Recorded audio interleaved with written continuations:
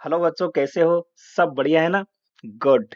तो देखिए, आज हम एक्टिव वॉइस से पैसिव वॉइस कैसे बनाते हैं ये मात्र आप 2 सेकंड में सीख जाओगे। मैं सिखा के छोड़ दूंगा आपको। और ये जो सारणी आप देख रहे हो ना आपके सामने, ये मात्र 5 सेकंड में आप सीख जाओगे। फिर आपको किसी प्रकार की दिक्कत नहीं रहेगी। चाहे किसी भी टेंस का आपको एक्टिव वॉइस दो, आप तुरंत देखते ही पैसिव वॉइस बना दोगे। और इसके साथ मैंने अंत में कुछ प्रैक्टिस वाले क्वेश्चन लिए हैं जो एग्जाम में पूछे गए हैं, तो आप उन्हें भी जरूर देखें। अब इस टेबल पर हम थोड़ी देर में डिस्कस करेंगे। अभी उससे पहले एक दो बातें आप ध्यान रखें। देखिए, ये टॉपिक आप पूरा देख रहे हैं तो गारंटी है कि पूरे नंबर तो आपको मिलने ही हैं। और इस टॉपिक पर मैंने एक फुल वीडियो बनाया हुआ है 1 घंटे का। यदि आपने नहीं देखा है तो देख लीजिए। आपके डिस्प्ले पे ऊपर भी जो है वहां शो हो रहा है, आप वहां क्लिक करके भी देख सकते हैं। तो देखिए, वॉइस क्या होता है? वॉइस क्या है? एक वर्ब का फॉर्म है, यानी क्रिया का रूप है, जिसके दो प्रकार होते हैं। एक तो एक्टिव वॉइस, दूसरा होता है पैसिव वॉइस। एक्टिव का मतलब होता है जब हमारा सब्जेक्ट जो है किसी कार्य को करे, यानी एक्टिव हो। और पैसिव का मतलब क्या होता है? पैसिव में क्या होता है? जब सब्जेक्ट हमारा कैसा हो, एक्टिव नहीं हो, यानी जबकि सब्जेक्ट के ऊपर ही कार्य किया गया हो। बात क्लियर हो गई? अब हम पैसिव वॉइस क्यों बनाते हैं? जब देखिए किसी सेंटेंस में किसी ऑब्जेक्ट को हमें महत्व देना हो, क्लियर है, या फिर सब्जेक्ट नहीं दिया गया हो, या ये बताने की जरूरत नहीं कि कार्य किसने किया है, इस सेंस में हम पैसिव वॉइस का यूज करते हैं। अब आप एक्टिव वॉइस की संरचना देख लें। देखिए, किसी भी सेंटेंस में सब्जेक्ट, वर्ब और ऑब्जेक्ट, यही तो खेल होता है। ठीक है, अब आप इसको पैसिव वॉइस कैसे बनाओगे? यहाँ जो ऑब्जेक्ट आता है इसको तो आप सब्जेक्ट बना दोगे, और ये जो आपका सेंटेंस दिया है इसके टेंस के अकॉर्डिंग और इस सब्जेक्ट के अनुसार आप यहाँ हेल्पिंग वर्ब का चूज करोगे। और ध्यान रखिएगा, पैसिव वॉइस में टेंस में वर्ब की थर्ड फॉर्म का यूज किया जाता है। तो यहाँ जो वर्ब आएगी उसकी आपको थर्ड फॉर्म लगानी है। इसके बाद यहाँ जो सब्जेक्ट है इसको आप यहाँ ऑब्जेक्ट बना दोगे और उससे पहले बाई का यूज करोगे। अब एक सिंपल एग्जांपल ले लो। आई बॉट ए पेन। मैंने एक पेन खरीदा या मैंने एक कलम खरीदी। अब आप इसको बनाओ। ए पेन यहाँ पे क्या है? ऑब्जेक्ट था, इसको बना दिया सब्जेक्ट। और यहाँ जो है हमने वाज का यूज किया क्योंकि ये जो है पास्ट इंडेफिनेट का है। इसके साथ वाज का यूज होता है, वर्ब की थर्ड फॉर्म आ गई, फिर बाई और आई का बन गया मी। इसको मैं समझाऊंगा, केवल यहाँ पे मैंने केवल एक एग्जाम्पल दिया है। तो एक पेन मेरे द्वारा खरीदा गया। अब देखिए यहाँ पे क्या है, मैंने एक पेन खरीदा, तो पेन खरीदने का कार्य मैं कर रहा हूँ, यानी सब्जेक्ट कर रहा है, तो ये एक्टिव है। और यहाँ पे जो है ना, एक पेन को ज्यादा इंपॉर्टेंस दिया है, यानी ऑब्जेक्ट को ज्यादा महत्व दिया गया है, इसलिए एक पेन खरीदा गया मेरे द्वारा, या एक पेन मेरे द्वारा खरीदा गया। हम सीधा यूं भी बोल सकते थे कि एक पेन खरीदा गया, और हम ये भी नहीं बताते कि किसके द्वारा खरीदा गया। तो यहाँ जो है ऑब्जेक्ट को इंपॉर्टेंस दिया जाता है पैसिव वॉइस में। क्लियर? अब अभी मैंने कहा था सब्जेक्ट को हम ऑब्जेक्ट बनाएंगे, ऑब्जेक्ट को सब्जेक्ट। तो थोड़ा सा इसको देख लो। यदि आपका सब्जेक्ट आई है तो मी बना दोगे, यदि ऑब्जेक्ट मी है तो आई। वैसे ही वी का अस में, यू का यू में, ही का हिम में, सी का हर में, दे का देम में और इट का इट में। इस प्रकार इनको जो है सब्जेक्ट से ऑब्जेक्ट और ऑब्जेक्ट से सब्जेक्ट बना दोगे। क्लियर? अब आ जाओ भैया इस पे जिसका हम इंतजार कर रहे थे। तो देखिए, अभी आप समझिए, ये एक्टिव वॉइस में है। तो अब पैटर्न तो ये कहता है कि आपको टेंस आने चाहिए, लेकिन कोई बात नहीं, यदि नहीं भी आ रहे हैं तो भी आप यहाँ सीख जाओगे। देखिए, एक्टिव वॉइस में प्रेजेंट इंडेफिनिट में क्या होता है, हम वर्ब की फर्स्ट फॉर्म यूज करते हैं वी फाइव। वी फाइव का मतलब है कि हम वर्ब के साथ एस या ईएस लगाते हैं जब हमारा सब्जेक्ट कैसा हो, सिंगुलर हो। और यदि नेगेटिव है तो आप डू डज का यूज करके नॉट लगाते हैं, फिर वर्ब की फर्स्ट फॉर्म। तो प्रेजेंट इंडेफिनेट में आपको क्या करना है, जब प्रेजेंट इंडेफिनेट का एक्टिव वॉइस दो तो पैसिव वॉइस बनाते समय इसके सब्जेक्ट के अनुसार आप इज एम आर का यूज करें। और ध्यान रखें, पैसिव वॉइस में वर्ब की थर्ड फॉर्म तो सभी के साथ आनी है। यदि प्रेजेंट कंटिन्यूअस का है तो ये जानते हो आप, ये स्ट्रक्चर होती है, इज एम आर के साथ वर्ब की फर्स्ट फॉर्म में आईएनजी लगता है। तो यहाँ क्या करना है, इज एम आर तो आएगा ही, आपको केवल बीइंग जोड़ना है और फिर ये वर्ब की थर्ड फॉर्म लगानी है। प्रेजेंट परफेक्ट में क्या करना है, हैज हैव आपको दिया होता है और वर्ब की थर्ड फॉर्म होती है। तो यहाँ केवल आपको बीइंग जोड़ना है और बाकी तो वैसे ही रहेगा। पास्ट इंडेफिनेट में वर्ब की सेकंड फॉर्म आती है और यदि नेगेटिव है तो डिड के साथ फर्स्ट फॉर्म आती है। ठीक है, इसका पैसिव वॉइस बनाओगे तो वाज वर लगाओ और फिर वर्ब की थर्ड फॉर्म लगा दो। पास्ट कंटिन्यूअस में क्या होता है, वाज वर दिया होता है और वर्ब की फर्स्ट फॉर्म के साथ आईएनजी होता है। तो पैसिव वॉइस में क्या करोगे, वाज वर तो होगा ही आपका और उसके साथ बीइंग लगा दोगे। पास्ट परफेक्ट में क्या होगा, हेड के साथ वर्ब की थर्ड फॉर्म दी हुई होती है। तो यहाँ क्या करोगे, केवल आपको हेड के साथ बीन लगा देना है, वर्ब की थर्ड फॉर्म हो जाएगी। फ्यूचर इंडेफिनेट में सेल या विल और इसके साथ वर्ब की फर्स्ट फॉर्म होती है। तो आजकल मॉडर्न इंग्लिश में हम विल का ही यूज ज्यादा करते हैं। कोई बात नहीं, आप दोनों में से किसी का यूज करो। आई और वी के साथ हम सामान्यतः सेल का यूज करते हैं। तो यहाँ पे इस हेल्पिंग वर्ब के साथ आप बी लगा दो और वर्ब की थर्ड फॉर्म आपका बन गया पैसिव वॉइस। फ्यूचर परफेक्ट में सेल हैव या विल हैव का यूज करते हैं, वर्ब की थर्ड फॉर्म आती है टेंस में। तो इनके साथ आपको बीन लगा देना है, वर्ब की थर्ड फॉर्म जोड़ देनी है। अब देखिए कॉन्सेप्ट कितना सिंपल हो गया ये। अब आपको यदि किसी भी टेंस का एक्टिव वॉइस दे दिया जाए तो आप पैसिव वॉइस बना सकते हो ना। अब ट्रिक क्या है ये समझिए आप, देखिए बहुत सिंपल कॉन्सेप्ट है। ट्रिक क्या है, जहां भी कंटिन्यूअस टेंस है तो आपको पता है कि टेंस में वर्ब की फर्स्ट फॉर्म के साथ आईएनजी आती है। तो वहां भैया आप हेल्पिंग वर्ब लगा के बीइंग जोड़ देना है। अब देखिए ये प्रेजेंट कंटिन्यूअस था, हमने हेल्पिंग वर्ब के साथ बीइंग जोड़ा। ये हमारा पास्ट कंटिन्यूअस था, हेल्पिंग वर्ब के साथ बीइंग जोड़ दिया। तो एक कॉन्सेप्ट तो ये क्लियर कि यदि हमारा एक्टिव वॉइस में आईएनजी फॉर्म यूज होता है तो फिर आप उसके साथ उसमें जो है जब पैसिव वॉइस बनाओगे तो बीइंग का यूज कर दोगे। क्लियर। दूसरा क्या है, जिसमें जिस टेंस में आपने हैज हैव और हैड का यूज हो रहा है उनके साथ इस हेल्पिंग वर्ब के साथ आपको बिन लगा देना है। जैसे प्रेजेंट परफेक्ट में हैज हैव का यूज करना है तो आपको बिन लगा देना है। यहाँ पास्ट परफेक्ट में हैड का यूज हो रहा है तो आपको बिन लगा देना है। फ्यूचर परफेक्ट में भी यहाँ हैव का यूज होता है तो आपको बिन लगा देना है। तो कॉन्सेप्ट क्लियर हो गया ना। यदि वर्ब की आईएनजी फॉर्म है तो उसके साथ आपको बीइंग लगाना है जब पैसिव वॉइस बनाना है। और यदि आपको हैज हैव और हैड दिया है टेंस में तो आपको बी डबल ई एन लगाना है। अब बचे हमारे तीन, क्या प्रेजेंट इंडेफिनेट, तो ध्यान रखो इज एम आर लगाते हैं। पास्ट इंडेफिनेट में वाज वर लगाते हैं और फ्यूचर इंडेफिनेट में सेल विल तो है ही, केवल आपको बी का यूज करना है। क्लियर है।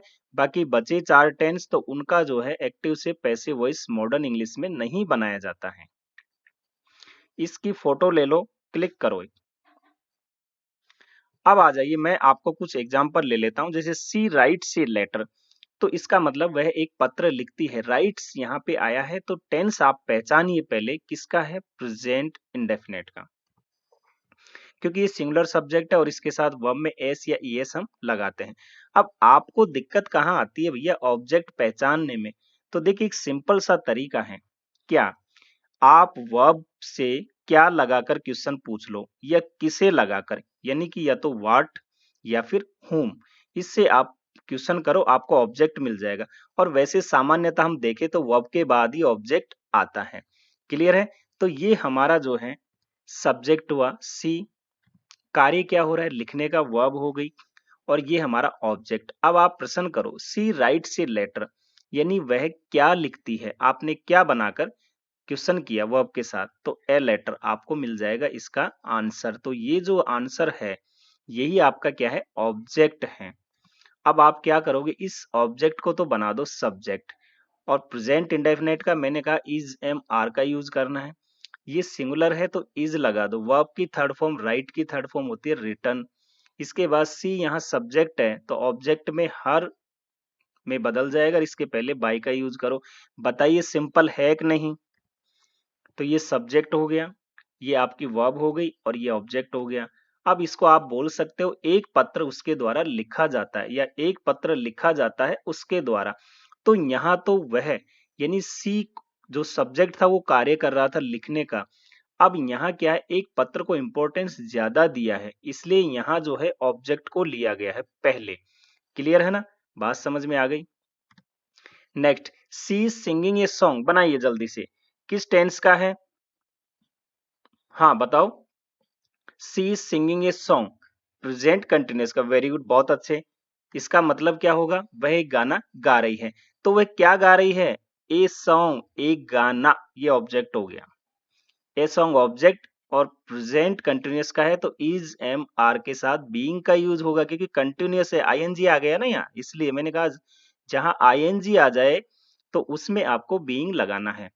तो ये आपका ए सॉन्ग के साथ इज लगाओगे और फिर बीइंग, वर्ब की थर्ड फॉर्म सिंग, गाना, इसकी थर्ड फॉर्म होती है संग, बाई, सी का हो जाएगा हर। तो एक गाना उसके द्वारा गाया जा रहा है, बन गया भैया passive voice. I have bought A car, मैंने एक कार खरीदी है, तो हैव के साथ थर्ड फॉर्म है, मतलब कि प्रेजेंट परफेक्ट का है। तो क्या करना होगा, हैव आया है ना, तो आप क्या करोगे, इसमें बीन हो जाएगा, बी डबल ई एन, बनाओ। ऑब्जेक्ट हो गया, उसने क्या खरीदी, ए कार, ए आपका ऑब्जेक्ट हो गया, सिंगुलर है, हैज का यूज होगा, फिर आप बीन लगा दो, और वर्ब की थर्ड फॉर्म तो इसमें आती है परफेक्ट में, तो बाई और आई का हो जाएगा मी। क्लियर। तो एक कार मेरे द्वारा खरीदी गई है। Next, Ravi stall my pen, मतलब रवि ने मेरा पेन चुराया। तो देखिए यहाँ पे कोई हेल्पिंग वर्ब नहीं है, तो हेल्पिंग वर्ब नहीं है तो ये वर्ब की सेकंड फॉर्म हुई स्टॉल, स्टील का सेकंड फॉर्म स्टॉल, यानी कोई चीज चुराना। तो किसका है भैया, पास्ट इंडेफिनेट का है। याद करो टेबल, पास्ट इंडेफिनेट में वाज वर्ब का यूज करना है, उसके साथ वर्ब की थर्ड फॉर्म। तो उसने क्या चुराया, माई पेन, ये तो हो गया ऑब्जेक्ट। माई पेन ऑब्जेक्ट हो गया, सिंगुलर है, आप वाज का यूज करोगे। वर्ब की थर्ड फॉर्म स्टोल की हो जाएगी स्टोलन, बाई, किसके द्वारा, रवि। तो मेरा पेन रवि द्वारा चुराया गया। The boys were playing cricket, लड़के क्रिकेट खेल रहे थे, किसका है, पास्ट कंटिन्यूअस का है, क्या खेल रहे थे, क्रिकेट, ऑब्जेक्ट हो गया, वर्ब के बाद ही आ गया। तो क्रिकेट किसका है, पास्ट कंटिन्यूअस का, तो क्या करोगे, वाज वर्ब के साथ बीइंग का यूज करोगे, ठीक है ना। तो यहाँ पे क्रिकेट के साथ वाज आएगा, फिर बीइंग, वर्ब क्या है, प्ले, खेलना, थर्ड फॉर्म प्लेड बाई, किसके द्वारा, द बॉयज लिख दोगे, द बॉयज। तो क्रिकेट लड़कों द्वारा खेला जा रहा था। She had written a letter, वह एक पत्र लिख चुकी थी। She had written a letter, वह एक पत्र लिख चुकी थी, बनाओ क्या लिख चुकी थी, ए लेटर, ऑब्जेक्ट हो गया ए लेटर, इसके साथ हेड का यूज, और हेड आ गया, वर्ब की थर्ड फॉर्म लगा दो बीन, ठीक है। इसके बाद वर्ब की थर्ड फॉर्म इसमें वैसे भी है, तो रिटन बाई, सी का हो जाएगा हर। तो एक पत्र उसके द्वारा लिखा जा चुका था। नेक्स्ट आ जाओ, आई सेल प्ले फुटबॉल, मैं फुटबॉल खेलूंगा, किस टेंस का है, फ्यूचर इंडेफिनेट का है, सेल विल के साथ वर्ब की फर्स्ट फॉर्म आई है, क्या करोगे, केवल बी लगाना है आपको। तो क्या खेलूंगा, फुटबॉल, फुटबॉल आपका ऑब्जेक्ट हो गया, इसके साथ विल का यूज करो, फिर बी लगा दो, वर्ब की थर्ड फॉर्म हो गया प्लेड बाई, आई का हो जाएगा मी। तो फुटबॉल मेरे द्वारा खेला जाएगा। He will have completed this project by next month, किस टेंस का है, फ्यूचर परफेक्ट का, क्योंकि विल हैव शैल हैव का यूज होता है वर्ब की थर्ड फॉर्म किसमें, फ्यूचर परफेक्ट में। वह अगले महीने तक इस प्रोजेक्ट को पूर्ण कर चुका होगा, क्या पूर्ण कर चुका होगा, दिस प्रोजेक्ट, ऑब्जेक्ट हो गया, वर्ब के बाद आया है, तो दिस प्रोजेक्ट विल हैव, और इसके साथ आपको बीन का यूज करना है। कंप्लीटेड वर्ब की थर्ड फॉर्म बाई, ही का हो जाएगा हिम, और ये वैसे के वैसे लिख दो। तो इस प्रोजेक्ट को उसके द्वारा अगले महीने तक पूर्ण किया जा चुका होगा। अब यहाँ समझिए जहां दिक्कत आती है, यदि डबल ऑब्जेक्ट दिया हो तो क्या करोगे, he gave me A pen, तो देखिए जब दो ऑब्जेक्ट हमारे पास होते हैं, इसका हिंदी में होगा उसने मुझे एक पेन दिया। अब हिंदी से हमें कोई मतलब नहीं है, हमें तो सीधा चेंज करना होता है। जब यह दो ऑब्जेक्ट दिए होते हैं तो एक होगा लिविंग और दूसरा होगा नॉन लिविंग। तो हमारा जो लिविंग ऑब्जेक्ट होता है उसको हम बोलते हैं डायरेक्ट ऑब्जेक्ट, क्लियर है, ये लिविंग हो गया।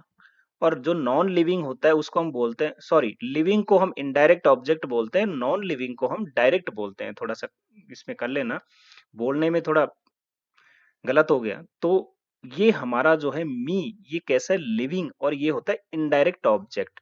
और ए पेन यानी एक वस्तु का नाम है जो नॉन लिविंग है, इसको हम कहते हैं डायरेक्ट ऑब्जेक्ट। क्लियर है। अब आप इन दोनों ऑब्जेक्ट में से किसी से भी बना सकते हो, लेकिन जो लिविंग ऑब्जेक्ट होता है इससे ज्यादा बेटर होता है। तो अब आप देखिए इसमें प्रश्न करो, he gave me A pen, उसने मुझे एक पेन दिया, तो उसने क्या दिया? ए पेन। ठीक है, तो क्या लगाने से तो ये ऑब्जेक्ट आया, और उसने किसे दिया? तो मी यानी मुझे, तो किसने यानी whom लगाने से हमारा जो है इनडायरेक्ट ऑब्जेक्ट आता है, और व्हाट लगाने से डायरेक्ट ऑब्जेक्ट आ जाता है जब वर्ब के साथ हम क्वेश्चन करते हैं। तो चलिए सबसे पहले हम ऑब्जेक्ट मानते हुए सॉल्व करते हैं। तो ये ऑब्जेक्ट मी है, इसका बन जाएगा आई।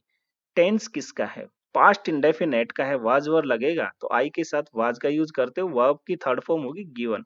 फिर ये दूसरा ऑब्जेक्ट लिख दो, ए पेन, बाई ही का हो जाएगा हिम। तो एक तरीका तो ये है। दूसरा तरीका क्या है कि यदि आप डायरेक्ट ऑब्जेक्ट लेते हो तो ए पेन, इसके साथ भी वाज लगेगा, वर्ब की थर्ड फॉर्म। यहाँ जो हमारा लिविंग है ऑब्जेक्ट, इसको जब हम लिखेंगे तो इसके पहले हम टू या फॉर का यूज करते हैं सिचुएशन के अनुसार, और कई बार नहीं भी करते हैं, इसका लॉप भी कर दिया जाता है। तो आप यूज कर भी सकते हो या नहीं भी कर सकते हो, कोई दिक्कत नहीं है। इसके बाद आप बाई लगा करके ही का बना दोगे हिम। क्लियर है? तो यहाँ ये जो टू आता है ये अंडरस्टूड रहता है। अब आपका प्रैक्टिस सेट आ गया। यहाँ पे देख लीजिए, आप क्वेश्चन से कुछ जो एग्जाम में पूछे गए, the farmer prepared the field. तो देखिए फार्मर है, प्रिपेयर्ड है, वर्ब है, द फील्ड ऑब्जेक्ट है। प्रिपेयर्ड यानी वर्ब की सेकंड फॉर्म है, तो ये टेंस हुआ हमारा, क्योंकि इसके साथ और कोई हेल्पिंग वर्ब तो है नहीं। तो पास्ट इंडेफिनेट का हो गया भैया, वाज वर लगा तो ऑब्जेक्ट पकड़ो यहाँ पे द फील्ड। तो आपका क्या आएगा? द फील्ड सिंगुलर है तो वाज के साथ थर्ड फॉर्म आएगी। तो यहाँ पहले आप देख लो वाज के साथ, तो यहाँ तो वर है, इसको तो हटा दो आप, है ना? क्या करोगे? यहाँ तो वर आया है तो ये तो आपका आंसर ही नहीं होगा। यहाँ भी वर आ गया, ये भी आंसर नहीं होगा। यहाँ वाज तो आया है लेकिन इसके साथ बीइंग आया है, तो बीइंग तो होगा ही नहीं। क्यों? क्योंकि ये पास्ट इंडेफिनेट का है। तो ये आपका हो सकता है। देखिए द फील्ड ऑब्जेक्ट हो गया, इसके बाद वाज, फिर प्रिपेयर्ड बाय द फार्मर, तो ये आंसर आपका क्लिक हो गया। तो सेकंड का काम था। Next, Sharma was cleaning the house. तो यहाँ पे देखिए द हाउस आपका ऑब्जेक्ट है, ये हो गया वाज, और यहाँ क्लीनिंग आया है वर्ब की फर्स्ट फॉर्म में आईएनजी। तो ये हमारा पास्ट कंटिन्यूअस का है, और पास्ट कंटिन्यूअस में हमने क्या बताया कि वाज वर्ब के साथ बीइंग का यूज होता है। तो द हाउस है, सिंगुलर है, तो वाज के साथ बीइंग का यूज होगा। अब आप देख लीजिए वाज के साथ बीइंग कहाँ रहा है, केवल एक ही तो ये है हमारा ऑप्शन जिसमें वाज के साथ बीइंग आ रहा है। तो आपको कुछ करना ही नहीं, डायरेक्ट आंसर मिल गया। द हाउस आपका ऑब्जेक्ट था, सब्जेक्ट बना दिया इसके साथ वाज, फिर बीइंग, और ये क्लीन का हो जाएगा clean, third form by Sharma. Answer हो गया, ये लो देखते ही। Next, I bought a new shirt last week. तो क्या है? न्यू शर्ट खरीदी, ऑब्जेक्ट हो गया बॉट, यानी इसके पहले कोई हेल्पिंग वर्ब नहीं है, तो पास्ट इंडेफिनेट का है। ठीक है ना? अब पास्ट इंडेफिनेट में आप क्या करोगे? वाज वर्ब के साथ थर्ड फॉर्म आती है केवल, तो ए न्यू शर्ट सिंगुलर है तो वाज के साथ केवल थर्ड फॉर्म आएगी। अब आप देखिए ये तो कॉमन है। अब आप पहले यहाँ देख लो, वाज इसमें भी आया है एक तो, और थर्ड फॉर्म भी आई है, वाज इसमें भी है और थर्ड फॉर्म भी है, बाकी तो वैसे ही हट गए ये। तो अब क्या दिक्कत है? Last week a new shirt was bought by I, और last week a new shirt was bought by me. तो ये क्यों नहीं होगा? क्योंकि यहाँ आई जो सब्जेक्ट था ना, तो यहाँ ऑब्जेक्ट के रूप में बदलना था, तो मी आना था, इसलिए ये तो हो गया गलत। तो सही क्या होगा? ये वाला। तो हो गया हमारा थर्ड सही। एक और एग्जाम्पल ले, the gatekeeper refuse him admittance. तो अब यहाँ पे देखिए दो दो ऑब्जेक्ट है, हिम भी है और एडमिटेंस भी है, कि उसने प्रवेश से मना किया। ठीक है, तो किसे? उसे। किस लिए? तो प्रवेश के लिए। अब आप यहाँ पे देखिए, कोई आप इसमें से और इसमें से किसी को भी ऑब्जेक्ट बना सकते हो। पहले सेंटेंस देख लीजिए, रिफ्यूज है, रिफ्यूज है, सेकंड फॉर्म, इसके साथ कोई वर्ब नहीं है तो पास्ट इंडेफिनेट का है। तो क्लियर है कि वाज वर्ब के साथ आपको थर्ड फॉर्म आएगी। तो यहाँ तो इज है, हटा दो, यहाँ भी इज है, हटा दो। अब यहाँ पे आया है वाज, यहाँ भी वाज आया है। अब इन दोनों में देख लेते हैं, लेकिन यहाँ एडमिटेंस को इसने सब्जेक्ट माना है और यहाँ पे ही पे, पहले इसको देख लेते हैं।